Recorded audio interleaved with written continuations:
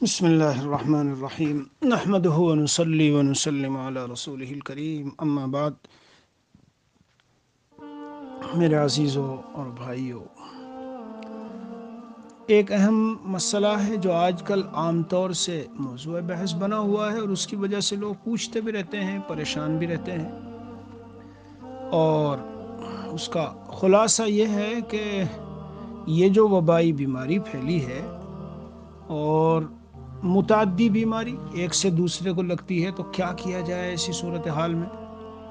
کیا لوگوں سے ملنا جلنا چھوڑ دیں، مسجدوں میں جانا چھوڑ دیں، بیماروں کی عیادت کرنے سے دور ہو جائیں، گھر والوں میں کسی کو ہو تو وہاں سے نکل کے بھاگ جائیں؟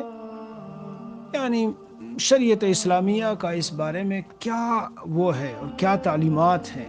تھوڑا سا اس میں انشاءاللہ میں 20-25 منٹ میں اس کو واضح کرنا چاہتا ہوں اور کھولنا چاہتا ہوں، تو اس کو دھیان سے سنیے۔ انشاءاللہ تعالی ایک اعتدال والی راہ آپ کو ملے گی۔ ہمیں مذہب اسلام میں ایک اصولی بات یہ ذہن میں رکھو کہ اللہ عز و جل نے ایک بہت عظیم نعمت عطا فرمائی ہے، اور وہ ہے تقدیر پر ایمان۔ تقدیر پر ایمان، جی یہ جو تقدیر پر ایمان ہے یہ بہت بڑی نعمت ہے۔ حضرت عبداللہ بن مسعود رضی اللہ عنہ کی روایت ہے مشکوٰۃ شریف میں، حدثنا رسول اللہ صلی اللہ علیہ وسلم وهو الصادق المصدوق۔ حضور اکرم صلی اللہ علیہ وسلم جو صادق و مصدوق ہے، خود بھی سچ بولتے ہیں اور ان سے بھی سچ بولا گیا ہے، جو وحی آئی ہے وہ بھی بالکل سچ ہے، برحق ہے، جو ہم کو بتاتے ہیں سب برحق ہے۔ حدیث شریف کا خلاصہ پیش کر دوں، ترجمے کی تو ضرورت نہیں ہے، کہ یہ جو تمہارا مادہ تخلیق ہے جس سے پیدا ہوتے ہو، یہ امی کے پیٹ میں 40 دن تک جمع کیا جاتا ہے نطفے کی شکل میں، پھر یہ علقہ بن جاتا ہے، یعنی گاڑھا خون بنتا ہے، اور پھر یہ گوشت کا ٹکڑا بنتا ہے، لوتھڑا، اور پھر اس کے بعد اللہ عز و جل یعنی 3 چلے جب گزر جاتے ہیں، 4 مہینے، اس کے بعد اللہ عز و جل فرشتے کو بھیجتے ہیں 4 باتیں لے کر کہ اس کے عمل کو لکھ دو، اور اس کی اجل مدت، کتنی مدت اسے دنیا میں رہنا ہے، کب اسے موت آئے گی، یہ لکھ دیا گیا جی، اور اس کا رزق بھی لکھ دیا جاتا ہے، اور یہ کہ وہ شقی و سعید ہے کیا ہے۔ پھر اس میں روح پھونکی جاتی ہے، تو حضور اقدس صلی اللہ علیہ وسلم فرماتے ہیں والذی لا الہ غیرہ، اس ذات کی قسم جس کے علاوہ کوئی خدا معبود برحق نہیں ہے، تم میں سے بعض لوگ جنتیوں کے عمل کرتے رہو گے یہاں تک کہ اس کے اور جنت کے درمیان صرف 1 ذراع کا فاصلہ رہے گا، بالکل قریب پہنچ گیا کہ جنت میں جائے، لیکن موت سے پہلے جو تقدیر ہے وہ غالب آئے گی۔ اور مطلب کیا ہے؟ مطلب یہ ہے کہ ظاہر میں وہ اللہ والا بنا رہا، دکھلاوا تھا، اصل میں یہ تھا وہ تھا وغیرہ۔ خلاصہ اس میں یہ کہ وہ بات پیش آئے گی، اور فَيَعْمَلُ بِعَمَلِ أَهْلِ النَّارِ، وہ جہنمیوں کے اعمال کرنے لگے گا، اور بالآخر مرے گا اور جہنم میں داخل ہوگا۔ اور بعض لوگ اس کے برعکس ہوں گے، اس کا الٹا، کہ بظاہر جہنمیوں کے اعمال کرتے رہیں گے، اور بالکل معمولی سا وقت رہ جائے گا، ذراع کے برابر فاصلہ بچے گا، تو ان پر وہ نام اعمال کتاب میں لکھا ہوا جو ان کا ہے تقدیر، وہ غالب آئے گی، اور جنتیوں کے اعمال کریں گے اور اس میں داخل ہو جائیں گے۔ بہرحال اسی لیے اس حدیث شریف کو سامنے رکھتے ہوئے ہمیں ڈرتے بھی رہنا چاہیے، لیکن مجھے تو اس میں آپ حضرات کو صرف یہ بتانا ہے کہ اجل، ہماری موت کب آنی ہے میرے عزیزو، یہ تو طے ہو چکا ہے، یہ تو لکھا جا چکا ہے۔ ہاں، اس کو کوئی ادھر سے ادھر رتی برابر نہیں ہٹا سکتا۔ ساری امت، ساری مخلوق اگر جمع ہو جائے اور ہمارا وقت دنیا سے جانے کا نہیں آیا، اور وہ ساری ہر طرح سے ہمیں مٹانا چاہے اور نقصان پہنچانا چاہے، تو نہیں پہنچا سکتے۔ یہ ایمان بالقدر ہے، تقدیر پر ایمان ہے، اور اس تقدیر پر ایمان کے صحیح ہونے سے اور واقعی معنی میں تقدیر پر ایمان ماننے سے مومن کو کیا فائدہ ہے؟ بہت بہت بہت کچھ فائدہ ہے۔ لیکن بعض ہمارے بیچارے ایسے بھی بھائی ہیں کہ جو تقدیر پر اس ایمان کا مطلب نہیں سمجھتے، اور تدبیر کو بالکل چھوڑ دیتے ہیں۔ تدبیر ان کے ہاں پھر کچھ رہتی ہی نہیں۔ وہ کہتے ہیں ارے میاں جب جو کچھ ہونا ہے سب ہوگا، یہ بیماری کچھ نہیں ہے، اور ان سب سے کچھ نہیں ہوتا۔ میرے عزیزو دیکھو، ذہن میں رکھو، نبی اکرم صلی اللہ علیہ وسلم کے پاس ایک صحابی نے آ کر یہ دریافت کیا کہ کیا میں اونٹ کو باندھوں اور اللہ پر بھروسہ کروں یا ایسے ہی کھلا چھوڑ دوں اور اللہ پر بھروسہ کروں؟ تو نبی اکرم صلی اللہ تعالی علیہ وسلم نے ان صحابی کو مشورہ دیا اور اس میں یہ بات فرمائی کہ پہلے اونٹ کو باندھو اور باندھنے کے بعد پھر اس کے بعد اللہ پر بھروسہ کرو۔ وَعَلَى اللَّهِ فَلْيَتَوَكَّلِ الْمُؤْمِنُونَ، اللہ ہی پر مسلمانوں کو بھروسہ کرنا چاہیے۔ وَعَلَى اللَّهِ فَلْيَتَوَكَّلِ الْمُتَوَكِّلُونَ، اللہ تعالیٰ ہی پر توکل کرنے والوں کو توکل کرنا چاہیے۔ وَتَوَكَّلْ عَلَى الْحَيِّ الَّذِي لَا يَمُوتُ، اس حی قیوم ذات پر جسے کبھی موت نہیں آئے گی، اس پر آپ پورا اپنا بھروسہ رکھیے۔ تو توکل بہت بڑی نعمت ہے، لیکن توکل کا، بھروسے کا مطلب سمجھیے۔ بھروسے کا مطلب اور بھروسے کا خلاصہ کیا ہے؟ بھروسے کا مطلب ہے کہ تدبیر اختیار، مثلا گھر میں رات کو لیٹے اور دروازہ کھلا چھوڑ دیا، چور آئے اور سامان چرا کے لے گئے، تو یہ نہ کہنا کہ میں نے تو آیت الکرسی پڑھ لی تھی اور نماز پڑھی تھی، یہ کیا ہو گیا؟ آپ نے شریعت کے ایک حکم کو توڑا۔ وہ شریعت کا حکم یہ تھا کہ دروازہ کیوں بند نہیں کیا؟ دروازہ بند کرتے اور پھر اس کے بعد اللہ تعالیٰ پر بھروسہ کرتے اور اللہ پر چھوڑتے۔ رات کو چھت پہ لیٹا اور چاروں طرف اس کے منڈیر بنائی نہیں، تو یہ مضمون بھی حدیث شریف میں ہے۔ لیٹا چھت پر، منڈیر نہیں بنائی۔ اب کوئی سو جا رہا ہے، میاں سو جاؤ، کیا پرواہ ہے، بسم اللہ پڑھو اور آیت الکرسی پڑھو اور لیٹ جاؤ اور سب ٹھیک ہے، کوئی خاص مسئلہ نہیں ہے۔ نہیں، اگر منڈیر نہیں ہے اور رات کو گر گئے تو مجرم ہو، شریعت میں مضمون ہے، یہ حدیث شریف میں مضمون ہے۔ حضرت نبی اکرم صلی اللہ تعالی علیہ وسلم کو فرمایا جا رہا ہے وَشَاوِرْهُمْ فِي الْأَمْرِ فَإِذَا عَزَمْتَ فَتَوَكَّلْ عَلَى اللَّهِ، مشورہ لیجئے، اور جب آپ کا کسی معاملے میں یکسوئی قلب میں ہو جائے، یکسوئی جب کسی معاملے میں جس میں مشورہ لے رہے ہو یکسوئی ہو جائے اور طبیعت میں ایک رائے قائم ہو جائے، تو بس اللہ تعالیٰ پر بھروسہ کر کے اب اس کام کو کر ڈالو۔ لیکن پہلے حکم دیا جا رہا ہے کہ مشورہ لو۔ تو میرے عزیزوں، میں عرض کرنا چاہتا ہوں، یہ جو ابھی کے جو حالات چلے ہوئے ہیں، مسجد میں جانا ہے بالکل جائیے، عیادت کرنی ہے بالکل عیادت کیجیے، لوگوں سے ملنا جلنا ہے ضرورت کے وقت میں بالکل لوگوں سے ملیے جلیے، سب کچھ کیجیے، لیکن احتیاطی تدبیروں کو اختیار کرنے کے بعد۔ آپ صلی اللہ علیہ وسلم نے فرمایا کہ فر من المجذوم فرارک من الاسد، مجذوم اور کوڑھی والے سے ایسے بھاگو جیسے شیر سے۔ آپ صلی اللہ علیہ وسلم نے ایک کوڑھی زدہ شخص کو، صحابی کو بیعت کیا اور یہ کہا آپ وہیں رہو، یہیں سے ہم نے بس بیعت کر لیا تم کو، لیکن آنے کی ضرورت نہیں ہے، مکس ہونے اور خلط ملط ہونے کی ضرورت نہیں ہے۔ تو اللہ عز و جل پر بھروسہ ہو اور تقدیر کے اوپر ایمان ہو، مگر تقدیر پر ایمان کا میرے عزیزو یہ مطلب ہے کہ اسباب اختیار کرنے کے بعد تدبیر کو اختیار کر لو، اور تدبیر اختیار کرنے کے بعد اس کے بعد اللہ تعالیٰ پر بھروسہ کریں تو یقیناً بہت بڑی چیز ہے۔ ایک انگریز نے تو لکھا تھا کہ مسلمانوں کے یہاں تو میں ایک ایسی چیز پاتا ہوں کہ ان کو تو کبھی ٹینشن اور الجھن میں اور ڈپریشن میں جانا ہی نہیں چاہیے، وہ تو کہتے ہیں کہ تقدیر پر ہمارا ایمان ہے۔ تو اگر تقدیر پر ایمان ہو تو پھر کسی بھی حالت میں مایوسی اور اداسی کا کیا مطلب؟ قرآن کریم میں ہے مضمون لِكَيْ لَا تَأْسَوْا عَلَى مَا فَاتَكُمْ وَلَا تَفْرَحُوا بِمَا آتَاكُمْ، جو تم سے چھوٹ گیا تم اس پر مایوس نہ ہو جاؤ، مجھے یہ بزنس کیوں نہ مل سکا، مجھے یہ فیکٹری کیوں نہیں ملی، مجھے اس بزنس میں کیوں کامیابی نہیں ہوئی، میرا فلاں جگہ نکاح کیوں نہیں ہو سکا، اور فلاں یہ باتیں کیوں نہیں ہوئی، اب پچھتا رہا ہے اور پریشان ہے، دل میں تڑپ رہا ہے اور الجھن میں ہے۔ حکیم الامت تھانوی رحمۃ اللہ علیہ فرماتے ہیں، خلاصہ پیش کر رہا ہوں لفظ نہیں، کہ تقدیر کا بہانہ کر کے شریعت کے موافق ضروری تدبیر کو نہ چھوڑو، ہاں تدبیر اختیار کیجئے، تدبیر تقدیر ہی کا حصہ ہے۔ جب ہم یہ تدبیر اختیار کرتے ہیں کہ فلاں جو بیمار ہے کورونا وائرس کا، ہم اس کے قریب جا کر اس سے ملتے نہیں، تو یہ تدبیر، یہ اسی طرح جیسے حضرت عمر رضی اللہ نے فرمایا تھا، جی نفر من قدر اللہ الى قدر اللہ، جب کسی نے اعتراضاً کہا کہ آپ وہاں نہیں جا رہے ہیں، اس سرزمین میں جہاں یہ طاعون کی وبا آئی ہے، کیا تقدیر سے بھاگ رہے ہو؟ تو حضرت عمر رضی اللہ عنہ نے یہ جواب ارشاد فرمایا کہ ہم تقدیر سے نہیں بھاگ رہے ہیں، ہمارا ایمان یہ نہیں ہے کہ اگر ہم یہاں سے ہٹ کے دوسری جگہ جائیں گے تو وہاں ہمیں بیماری نہیں لگے گی، موت نہیں آئے گی، نہیں، ہم یہ مانتے ہیں اور ہمارا ایمان یہ ہے ادھر بھی اللہ ہی کی تقدیر ہے اور ادھر بھی اللہ ہی کی تقدیر ہے۔ جی اس لیے حضرت تھانوی نے لکھا کہ تقدیر پر ایمان کا یہ مطلب نہیں ہے کہ تقدیر کا بہانہ کر کے شریعت کے موافق ضروری تدبیر کو بھی چھوڑ دے، بلکہ یہ شخص تو کمزور تدبیر کو بھی نہ چھوڑے گا اور اس میں بھی امید رکھے گا کہ خدا تعالی اس میں بھی اثر دے سکتا ہے، اس لیے کبھی ہمت نہیں ہارے گا تدبیر۔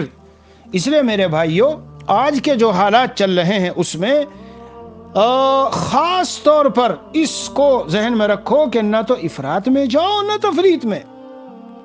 ہمارے یہاں بہت سے لوگ ایسے ہیں بیچارے کہ وہ افراط میں چلے گئے کہ بھئی مسجدوں کو بالکل بند کرو اور نماز پڑھنے کے لیے کوئی نہ جاوے اور بالکل گھروں میں رہو اور یہ بیماری آئے گی اور جیسے بالکل سب کو بھسم کر دے گی اور نہ معلوم کیا ہوگا۔ کتنا بھی موت سے بھاگو، کہیں بھی جاؤ، لیکن جب آنی ہے تو آ کے رہے گی، اس لیے جو ضروری تدبیر ہے ان کو اختیار کر کے آگے بڑھتے رہیں۔ حضرات صحابہ کرام رضوان اللہ علیہم اجمعین کا اللہ عز و جل کی ذات پر بھروسہ بڑا اعلیٰ درجے کا تھا، مگر پوری زندگی صحابہ کی دیکھیے، ہتھیار بھی ہیں، تیر بھی ہے، تلوار بھی ہے، اور جو اس زمانے کے نیزے ہیں اور مشقیں ہیں اور جتنا جو کچھ ہو سکتا تھا تمام صلاحیتوں کے ساتھ مسلح رہتے تھے۔ ہم نے آج ان سب چیزوں کو چھوڑ دیا، اللہ پر بھروسے کا مطلب سمجھتے ہیں ظاہری تدبیروں میں کچھ نہ ہو۔ جی ہاں، دشمن بھی بس ایسے بیٹھے ہوئے دعا کرتے رہیں اور دشمن کو ایسے سیر کر دیں۔ میرے عزیز اور بیان سننے والوں، اگر یہ کافر دشمن اس طرح زیر ہوا کرتے اور ختم ہوا کرتے اور دنیا سے کفر اس طرح مٹا کرتا تو نبی اکرم صلی اللہ علیہ وسلم سے زیادہ اللہ کا محبوب کون تھا؟ مسجد نبوی میں چند دعائیں مانگتے اور سارا کفر ٹوٹتا اور چھٹتا چلا جاتا۔ نہیں، بتا دیا گیا کہ دنیا تدبیر کی جگہ ہے، اس لیے میدان میں نکلو اور نکل کر پھر اللہ کی مدد کو دیکھو۔ بہرحال ابھی مجھے اس موضوع پہ نہیں جانا ہے، لیکن میں یہ کہنا چاہتا ہوں کہ حضرات صحابہ کرام کا حال یہ تھا۔ دیکھو، جب کافروں وہ کفار و مشرکین مکہ کا قریش کا وہ گروہ جاتے ہوئے واپس اور یہ کہلوا کے بھیج رہا ہے نا صحابہ کرام کو، ابھی تو جنگ سے چور تھے اور زخموں سے چور تھے، اور انہوں نے کہلوا کے بھیجا کہ ایک لشکر بڑا زبردست طریقے سے دوبارہ آ رہا ہے حملہ کرنے کے لیے۔ تو حضور اقدس صلی اللہ علیہ وسلم نے صحابہ سے فرمایا، جی الذین استجابوا للہ والرسول من بعد ما اصابهم القرح للذین احسنوا منهم واتقوا اجر عظیم الذین قال لهم الناس ان الناس قد جمعوا لكم فاخشوهم، بہت بھاری بھرکم لشکر ہے تو تم ڈرو ان سے، فزادہم ایمانا، اور انہوں نے میدان میں بھی نکلے اور گئے اور سارے زخموں سے چور صحابہ اٹھ گئے، چل دیے اور وہاں تک پہنچے۔ دیکھو میں بتا رہا ہوں تدبیر۔ پھر اس کے بعد کہا حسبنا اللہ ونعم الوکیل، ہمیں اللہ کافی ہے اور وہ بہترین کارساز ہے، اس لیے ہم ذرا بھی پیچھے ہٹنے والے نہیں ہیں۔ تو اللہ کے حوالے معاملے کو کیا تدبیر اختیار کرنے کے بعد میرے عزیزو۔ ہاں، تدبیر بالکل اختیار نہ کرے، یہ شریعت میں نہیں ہے۔ اسی لیے جن روایات میں مضمون آیا کہ جو اپنی تمام فکروں کو اللہ عز و جل کے حوالے کر دے، اللہ کو سونپ دے، تو اللہ تعالیٰ اس کے لیے کافی ہوتے ہیں۔ میرے عزیز اور بھائیوں، وہاں اس کا یہ مطلب بالکل نہیں ہے کہ ہاتھ پہ ہاتھ دھر کے بیٹھ جائے تو کھانا بھی ملتا رہے گا، پینا بھی ملے گا اور منہ میں آ کے کوئی لقمہ بھی ڈال دے گا۔ نہیں نہیں، ہرگز یہ مطلب نہیں۔ تو تدبیر اور تقدیر یہ دونوں چیزیں ایک ساتھ چلتی ہے، اور جب آدمی یہ سمجھ لے گا کہ سارا نظام سب اللہ کے ہاتھ میں ہے اور اللہ نے مجھے اختیار دیا ہے کہ یہ تدبیر اختیار کر لے، پھر مجھ پر بھروسہ کر، تو تدبیروں ہی میں ایک بڑی تدبیر میرے عزیز و دعا بھی ہے۔ اللہ کی طرف لگے گا وہ اور اللہ کی طرف متوجہ ہوگا اور دنیا کے اسباب کو مقصود نہیں سمجھے گا، مقصود۔ جی ہاں، ہمیں تو یہاں تک سکھایا گیا، نبی اکرم صلی اللہ علیہ وسلم نے فرمایا کہ اپنے نفع کی چیز کو کوشش کر کے حاصل کرو اور اللہ تعالیٰ سے مدد چاہو اور ہمت مت ہارو۔ ہاں، اگر تم پر کوئی ایسا وقت آ پڑے، جی یعنی کوئی ناگوار بات پیش آ گئی، تو یوں مت کہنا اگر میں یوں کرتا تو ایسا ایسا ہو جاتا، لیکن ایسے وقت میں یہ کہو کہ اللہ تعالیٰ نے یہی مقدر فرمایا تھا اور جو اس کو منظور تھا وہی ہوا۔ میرے بھائیو، یہ عرب لوگ ہیں، چونکہ یہ ایمان والے ہیں اور بڑا زبردست ایمان ان کے سینے میں ہوتا ہے، اس لیے بڑے بڑے حادثات میں بیٹا چلا گیا، بیٹی چلی گئی، اور گھر سے والد چلا گیا، اور فلاں چلا گیا، رخصت ہو گئے، بس کہہ دیتے ہیں قدر اللہ وما شاء فعل، قدر اللہ وما شاء فعل۔ تو آج کے بیان میں مجھے ایک تو یہ بات عرض کرنی ہے، جہاں جس کے ہاں بیماری آئی، جس کے ہاں موت آئی، جس کے ہاں کوئی حادثہ آیا، جس کے گھر میں کوئی بھی چیز آئی، تو بالکل مطمئن رہنا چاہیے، ذرا بھی پریشان نہ ہو۔ کیوں؟ حدیث شریف میں آیا ہے کہ اگر ساری امت، حضرت عبداللہ ابن عباس کی روایت ہے، پوری سنا دیتا ہوں، اس میں بڑا فائدہ ہے، کم عمر تھے، اتنی عمر نہیں تھی، فرماتے ہیں مجھ سے نبی اکرم صلی اللہ علیہ وسلم نے، جب کہ میں حضور کے پیچھے ہی بیٹھا ہوا تھا، یہ فرمایا اے لڑکے میں تجھے چند باتیں بتلاتا ہوں۔ کیا باتیں ہیں؟ جی اللہ کا خیال رکھ، وہ تیری حفاظت فرمائے گا، اللہ تعالیٰ کا خیال رکھ، تو اس کو اپنے سامنے پائے گا، احفظ اللہ یحفظک، احفظ اللہ تجدہ تجاہک، یعنی اللہ تعالیٰ کے احکام کو پورے کرتے رہو، قدم قدم پہ مدد ملے گی، اللہ تعالیٰ کا دھیان رکھو، اللہ تعالیٰ کو مستحضر رکھو، تو بالکل اپنے سامنے پاؤ گے۔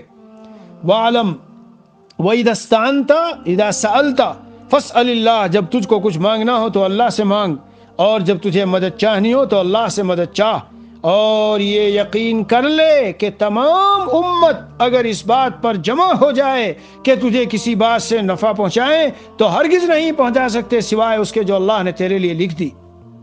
سمجھ لو میرے بھائیوں، اور اگر وہ سب اس بات پر متفق ہو جائیں کہ تمہیں کسی بات سے ضرر پہنچائیں تو ہرگز نہیں پہنچا سکتے سوائے اس کے جو اللہ نے تیرے لیے لکھ دی ہے۔ 5 چیزوں سے، دوسری ایک روایت میں ہے اللہ عز و جل تمام بندوں کی 5 چیزوں کو سے کر کے ان کو فارغ ہو چکے ہیں، عمر، اس کی عمر سے، اور اس کے رزق سے، مشکات میں بھی حدیث شریف ہے، دوسری جگہوں میں بھی ہے، جی اس کی عمر سے، اور اس کے رزق سے، اور اس کے عمل سے، اور اس کے دفن ہونے کی جگہ، اور اس سے کہ وہ انجام کے اعتبار سے سعادت مند ہے یا شقی ہے، نیک بخت ہے یا بدبخت ہے۔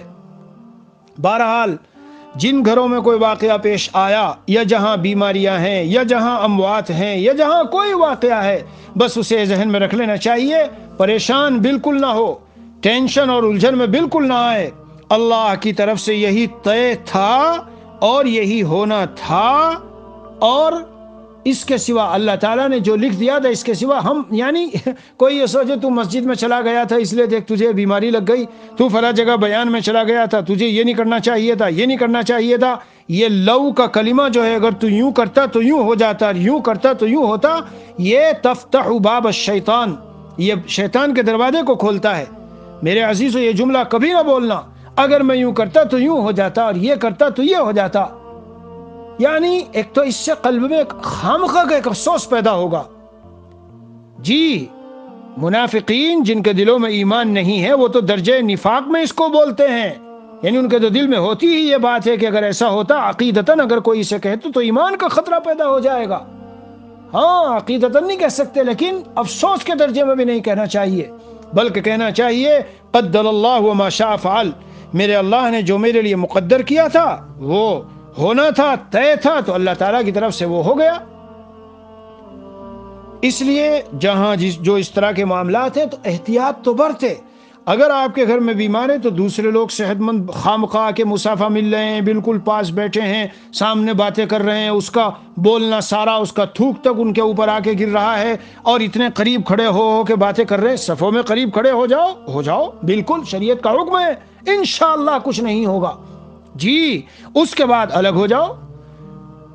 تو ایک جماعت تو بالکل افراد پر گئی کہ یہ تو ایسا وائرس ہے کہ بالکل تباہ و برباد کر دے گا، اور قریب بھی نہ لگو، اور رشتہ دار بیمار ہیں بالکل ان کو دیکھو بھی نہیں، ان کی عیادت بھی نہ کرو۔ یاد رکھو یہ گمراہی والا راستہ ہے کہ مسجدیں بھی بند کر دی، اور نمازوں کے لیے بھی گھروں میں بیٹھ گئے، اور بالکل لوگوں سے رشتہ داروں کے جنازے نکل رہے ہیں، ماں باپ کہیں کسی کا اب کہ چچا چلے گئے، کسی کے ماموں چلے گئے، کسی کی والدہ چلی گئی، دور کھڑے ہوئے ہیں، اور کہیں ایسا نہ ہو کہ ہمیں ہو جائے۔ یہ بالکل ایمان سے یعنی اللہ پر بھروسے اور توکل کے خلاف، ہمارے عقائد کے بالکل خلاف ہے میرے عزیزو۔ یہ بہت بڑا مومن کا، ایمان والے کا بہت بڑا نقصان ہے، نقصان عظیم ہے۔ ہمیں شریعت نے تعلیمات نہیں دی. تو ایک طرف تو یہ ہے، یہ بھی نہیں ہونا چاہیے، اور دوسری طرف بلا تکلف جا کے ملنا، سلام کرو، لیکن مسافے، معانقے اور ساتھ اٹھنا بیٹھنا بالکل کسی طرح کی کوئی وہ نہیں. اور اگر کوئی کہے تو کہتے ہیں ارے میاں کچھ نہیں ہوتا، یہ تو سب ایسی ہی باتیں ہیں. ایسا نہیں ہے. شریعت میں باقاعدہ باب ہے، ابواب ہیں. کیا مرض ایک دوسرے کو لگتا ہے؟ جی ہاں بالکل لگتا ہے، لیکن اللہ کے فیصلے سے لگتا ہے. جی ہاں لگتا ہے. اختلاط اس کا سبب ہے، خلط ملط ہونا سبب ہے. اور ہمیں کیا ضرورت پڑی ہے کہ ہم اس طرح کی جگہوں میں اپنے آپ کو ڈالیں؟ اللہ عز و جل تو بندوں سے ان کی کمزوری دیکھنا چاہتے ہیں، پھر اللہ کی مدد آتی ہے. ہم کیوں طاقتور بننا چاہتے ہیں؟ میں نے چند بڑے بڑے مفتیان کرام اور اہل علم علماء سے ہند و پاک کے بعض باتیں اسی مناسبت سے پوچھی، تو ان میں سے ایک نے تو جواب دیا، بھائی حضور اقدس صلی اللہ علیہ وسلم کی زندگی سے پوری سے پتہ چلتا ہے کہ جو سہولت اور آسانی والا معاملہ ہو اس کو اختیار کرتے ہیں، اور ہمارے اکابر کا بھی یہی طرز رہا ہے. ہاں اللہ تعالیٰ کو ہم اپنی طاقت دکھائیں اور زور دکھائیں، یہ کوئی پسندیدہ بات نہیں ہے، لیکن شریعت کا جہاں حکم ٹوٹتا ہو جی وہاں ہم بیماری کو ٹھوکر ماریں گے. ایک طرف ہم کہیں گے ہمیں اس کی پرواہ نہیں ہے، جو ہونا ہے ہم صرف اللہ تعالیٰ کو قادر مطلق مانتے ہیں اور مختار مانتے ہیں جی، اور ہم نے اپنے سارے غم و فکروں کو اللہ کے حوالے کیا ہے. جب انسان سارے غم و فکروں کو اللہ کے حوالے کرتا ہے تو اللہ تعالیٰ ادھر ادھر کی فکروں سے پھر اسے برباد نہیں کرتے، تباہ و برباد نہیں کرتے، بلکہ اللہ عز و جل اس کے لیے کافی ہو جاتے ہیں. جی ہاں روایتوں میں ہے، بہت ساری روایتوں میں یہ مضمون موجود ہے، تو اپنی ساری فکروں کو میرے حوالے کر دے، میں پھر تجھے کافی ہوں گا. ایسی ایسی دعائیں سرور عالم صلی اللہ علیہ وسلم نے ہم کو سکھائی. گھر سے باہر نکلو بسم اللہ توکلت علی اللہ ولا حول ولا قوت الا باللہ پڑھ لو جی، کفیت و حمیدہ، اللہ تعالیٰ کی طرف سے کفایت ہو گئی اور حفاظت ہو گئی، شیطان دور ہو گیا، سب چیزوں سے حفاظت ہے. صبح و شام اپنی دعائیں پڑھو، آیت الکرسی پڑھو، اور تینوں قل بسم اللہ الذی لا یضر مع اسمہ شیء فی الارض ولا فی السماء وهو السمیع العلیم. ہماری چھوٹی سی وہ دعاؤں کی کتاب ہے، اس میں 5 منٹ بھی نہیں لگتی اگر کوئی معمول بنا لے. تو آج کے مضمون کا خلاصہ کیا ہے؟ خلاصہ یہ ہے، بس 2-3 منٹ میں نچوڑ نکالوں تاکہ آپ سمجھیں کہ کہنا کیا چاہتا ہوں. جن گھروں میں امراض آ گئے، بیماریاں آ گئی، یا اللہ تعالیٰ کی طرف سے کچھ بندے دنیا سے چلے گئے اور اللہ کی طرف سے یہی مقدر تھا کہ اب ان کو دنیا میں رہنا نہیں ہے، پہلے ہی ان کی تقدیر میں یہ لکھی جا چکی تھی کہ یہ سبب بنے گا اور وہ دنیا سے جائیں گے، تو میرے بھائیوں پریشان ہونے کی ضرورت نہیں ہے. اور دوسرا میرے آج کا اس کا خلاصہ کہ بیمار ہو کوئی اور کہیں عیادت ہو، جنازہ ہو تو تعزیت کیجئے، اور کوئی بیمار ہے تو عیادت کیجئے، لیکن کیا ضروری ہے کہ عیادت میں جا کے بالکل قریب بیٹھ کے اس کے ہاتھوں کو پکڑو، اس کی پیشانی پہ ہاتھ رکھو؟ ٹھیک ہے عام حالات، دیکھو عام حالات کا حکم الگ ہوتا ہے، یہ جو اس وقت کے چلے ہوئے ہیں احکام تو الگ تو ہے، اور بیماری کا لگنا بھی طے شدہ ہے. جو لوگ یہ کہتے ہیں کہ بیماری کچھ نہیں لگتی، نہیں ہے. حکیموں کی، پرانے حکیموں کی کتابیں جو میرے پاس موجود ہے بہت سے پورے صفحات کے ساتھ، ان کتابوں میں لکھا ہوا ہے اس وائرس کے بارے میں کہ یہ ایسا وائرس ہے جو فضاؤں سے بھی لگتا ہے اور آدمی سے بھی آدمی کو لگتا ہے. اور میں نے عرض کیا کہ نبی اکرم صلی اللہ علیہ وسلم کی زندگی میں چیز موجود ہے. جی ہاں، لیکن آپ علیہ الصلاۃ والسلام نے دونوں باتیں بتائی ہے. ایک روایت میں آیا فمن اجرب الاول، اے فلاں اگر بات یہی ہے کہ اس کے اونٹ سے جس کو خارش تھی باقی سارے اونٹوں کو خارش لگ جائے گی اور لگ گئی، تو یہ تو بتا کہ پہلے والے اونٹ کو خارش کس نے لگائی؟ پہلے والے اونٹ کو خارش کس نے لگائی؟ ظاہر ہے پہلے کو اللہ نے لگائی، تو ان کو بھی اللہ نہیں لگائی ہے، یہ تو صرف ظاہر میں سبب بنتا ہے. بہرحال ایسے اسباب ہمیں اختیار کرنے کا مکلف بنایا گیا. دنیا دار الاسباب ہے. اللہ عز و جل ہمیں تقدیر پر ایمان کا صحیح استحضار عطا فرما دے. میرے عزیزو، ایک رائی کے دانے کے برابر بھی نفع، معمولی سا اور معمولی سا نقصان بھی اللہ تعالیٰ کے فیصلے کے بغیر ہمیں نہیں پہنچ سکتا. اسے دل میں رچاؤ بساؤ اور مسجد میں جاؤ، اور جہاں ممکن ہو تو بالکل اطمینان سے پوری جیسے نماز پڑھتے ہو پڑھو. مصلی لے جاؤ، مصلی لے جانے میں کوئی حرج نہیں. جاتے آتے ہوئے ماسک کا استعمال کر لو. مسجد میں بھی نماز میں چاہو اتار دو، لیکن نماز سے آگے پیچھے کیوں اتنا خلط ملط ہو؟ کوئی ضرورت نہیں ہے ہم کو خلط ملط ہونے کی. مگر پریشان نہیں ہونے کی ضرورت۔ جہاں جن گھروں میں بیماریاں آ گئی یا اموات آ گئی یا دنیا سے اللہ نے بہت سو کو بلا لیا ہے تو بالکل مطمئن رہیے اللہ کے فیصلے پر۔ ہاں طبعی جو ایک غم ہوتا ہے، بہرحال وہ غم تو ہر آدمی کو ہوگا، وہ تو جدائیگی کا غم ہے۔ نبی اکرم صلی اللہ علیہ وسلم نے فرمایا تھا جب حضرت ابراہیم یعنی حضور اکرم صلی اللہ علیہ وسلم کے صاحبزادے کی جدائیگی پر کیا فرمایا؟ انا بفراقک یا ابراہیم لمحزونون، اے ابراہیم ہم تمہاری جدائی سے غمزدہ ہیں۔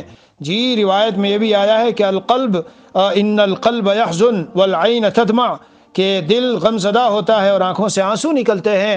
یہ تو ایمان والے کا خاصہ ہے، اور قلب میں اندر میں دل میں جو رحمت ہوتی ہے اس کا اثر ہے۔ لیکن جزا فضا کرنا یا مایوسی کی کیفیت پیدا کر لینا یا پریشانی الجھن میں چلے جانا یا جملے بول بول کے کیا اور روتے رہنا اور دوسروں کو رلانا، یہ باتیں پسندیدہ نہیں ہیں۔ بہرحال اللہ تعالیٰ مجھے آپ کو افراط و تفریط سے بچائے اور شریعت اسلامیہ کا جو مزاج ہے اعتدال والا، بس اس اعتدال پر اللہ قائم رکھے۔ اور میرے بھائیوں مطمئن رہنے کی ضرورت ہے، پورا عالم اللہ کی مشیت اور ارادے اور فیصلے میں جکڑا ہوا ہے۔ جتنا میں اور آپ ان حالات سے فائدہ اٹھا کر اللہ کے قریب ہو جائیں اور اللہ کی طاقت کو پہچانیں۔ میں نے کسی دن پہلے بھی بیان میں کہا، پھر کہتا ہوں، اگر اب میں دنیا سے جاؤں تو یہ کہوں گا کہ الہ العالمین، پہلے جو ایمان تھا ان کیفیات میں آج بہت اضافہ ہو گیا، کیونکہ قرآن و حدیث میں پڑھا تھا اللہ تعالیٰ منٹوں میں لمحوں میں جو چاہیں فیصلہ کر دیں، نقشے پلٹ دے کائنات کے، جو چاہیں جس کو زیر و زبر کر دیں، الہ العالمین آنکھوں سے مشاہدہ کر لیا۔ اس لیے میرے بھائیوں اب تو ہمیں رجوع اللہ کی بہت ضرورت ہے، اللہ کے قریب آنے کی بڑی ضرورت ہے۔ ہاں حالات بظاہر ٹائٹ ہیں، مادی اعتبار سے، ظاہری اعتبار سے، معاش کے اعتبار سے، حکومتوں کے اعتبار سے، اور نہ معلوم کیا سے کیا کہاں کن حکومتوں کا نقشہ پلٹے گا۔ اپنے اللہ کو مضبوطی سے پکڑو، وَاعْتَصِمُوا بِحَبْلِ اللَّهِ جَمِيعًا، اللہ تعالیٰ کی ذات سے تعلق گہرا پیدا کرو۔ راتوں کو اٹھ کر اللہ کے سامنے رو اور جو گناہ ہو گئے ان سے معافی مانگو، اور توجہ اور خشوع و خضوع والی نماز، جیسے میں نے وہ ایک شخص کا وہ بھیجا جواب، جی اس میں خشوع و خضوع کی نماز کا ذکر ہے، خوب توجہ کے ساتھ پڑھیے اور خوب تسبیحات، استغفار، دعا، مناجات۔ اگر کوئی حالات آئے ہونا موافق اور وہ ہمیں ادھر ادھر کی غفلتوں سے اٹھا کر اللہ تعالیٰ کی طرف لے جائے تو بہت بڑی نعمت ہے میرے بھائی۔ ہاں وہ زحمت نہیں ہے، وہ بہت بڑی نعمت ہے۔ ایسے ناگوار حالات جو ہمیں اللہ سے قریب کر دیں، اللہ سے جوڑ دیں، اللہ کے در کا پابند بنا دیں، آہوزاری کرنے والا بنا دیں، اور اللہ کی طاقت اور عظمت کا استحضار جس سے دل میں ہو جائے۔ اور اگر ہم اپنی انہی غفلتوں میں اور مستیوں میں اور نیٹ کی گندگیوں میں اور ادھر ادھر کی چیزوں میں، غیبتوں میں لگے رہے تو میرے بھائی خسارہ بہت زیادہ ہے، خسارہ بہت زیادہ ہے۔ اللہ تعالیٰ اپنی رحمت سے ہمیں بس صحیح سمجھ عطا فرمائیں اور اسلام کا جو اعتدال والا مزاج ہے اللہ اس پر قائم رکھے۔ وصلی اللہ علی النبی الکریم وعلی آلہ واصحابہ اجمعین والحمد للہ۔